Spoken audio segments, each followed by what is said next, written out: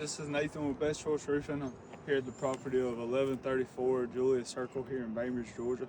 We're going to be doing a repair here today. We got a crease shingle here. So the first step when repairing this shingle is going to be to break all these seals. So I got my flat bar here. Just going to be real careful. Try to break all these seals without creating any mat transfer. It's pretty cold today, so shouldn't have much of a problem.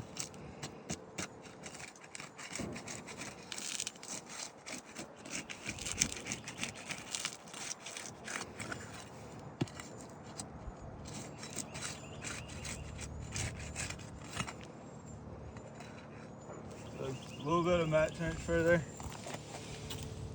You said the granules are just coming off and leaving the fiberglass matting underneath exposed. All right here.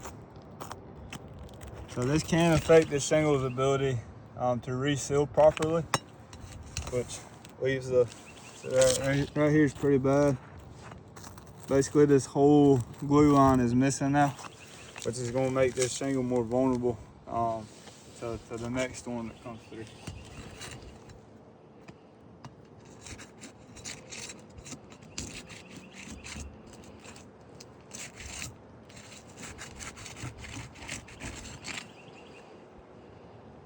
Again,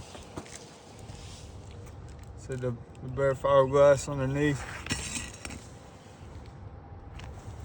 All right, so all our seals are broken, and I just got, I mean, even with it being in the 40s today, we're creating mat transfer. So as these shingles heat up, this tar they adhere a lot worse than this, which would cause even more damage if we try to do these repairs in 80-degree temperatures. So just something to take into account. The next step is going to be to pull all these nails out so we can get this shingle out.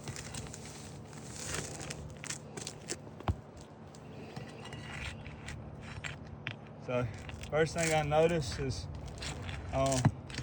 all these nails are overdriven. So every nail we pull is just gonna pull through the shingle.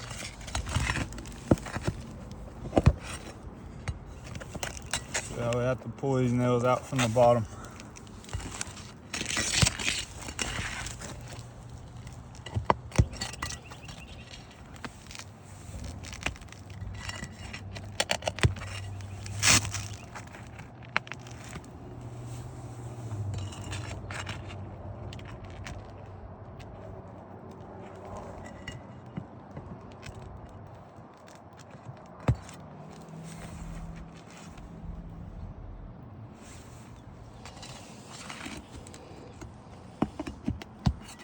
Again, even on the top row shingles, they're just pulling straight through the shingle, and that, like I said, leaves a pretty big hole about the size of this nail head all over these nail lines.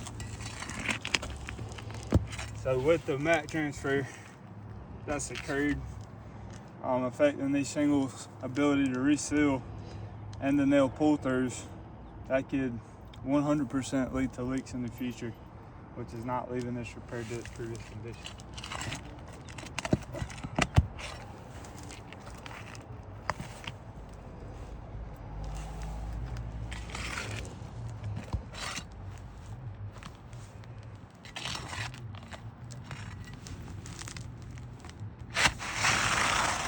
So slide up.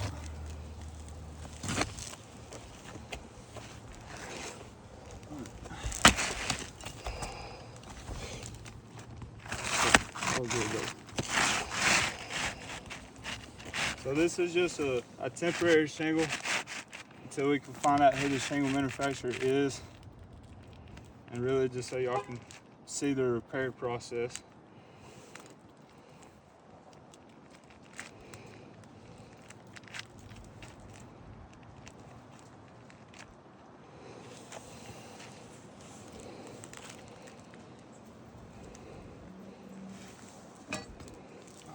So I got my roof snake here.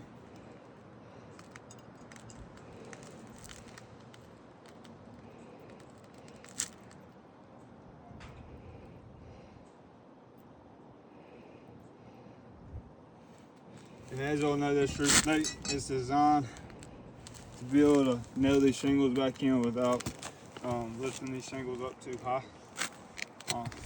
However, this thing is really bad about driving those crickets and not being able to see what you're doing. So we're going to do the best we can.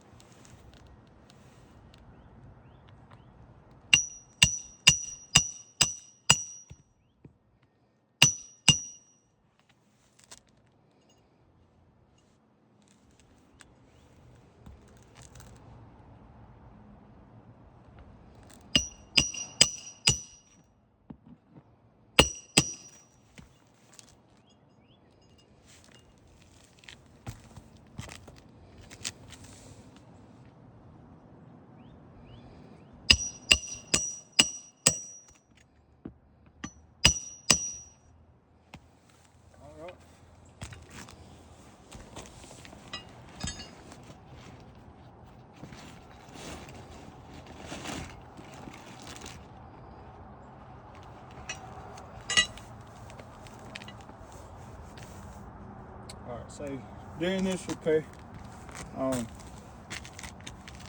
obviously more of the problems that occurred was during trying to just get this shingle out of here. Now if you look right here, it does look like we have some creasing starting to form. If I run my finger across the shingle that has not been messed with at all, you see we don't have any granule loss. If I do that here,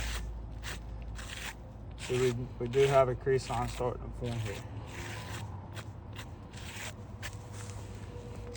So even with these shingles, you know, not being in terrible condition, temperature does affect the pliability of these shingles. I think that's the only one that I see that was caused. Maybe a little one there, but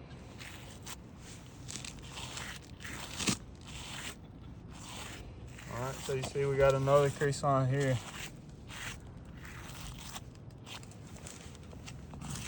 And you know, y'all seen this repair process. I did not lift these shingles up high enough, you know, not past a 45-degree angle to cause creasing like this.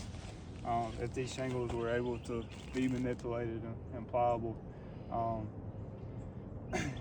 you know, like I said, temperature will change the condition of these shingles.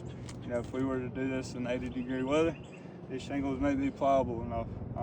But we're just cold weather this morning, or this afternoon. And like you said, even if we did this in hotter weather, the mat transfer that occurred, is gonna be even a bigger factor.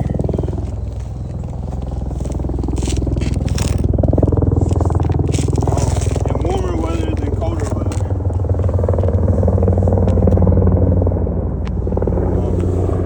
So overall, with the additional crease lines, the nails pulled through the shingles along with the mat transfer, that makes those nail holes, a reason to worry. This is going to make this repair fail.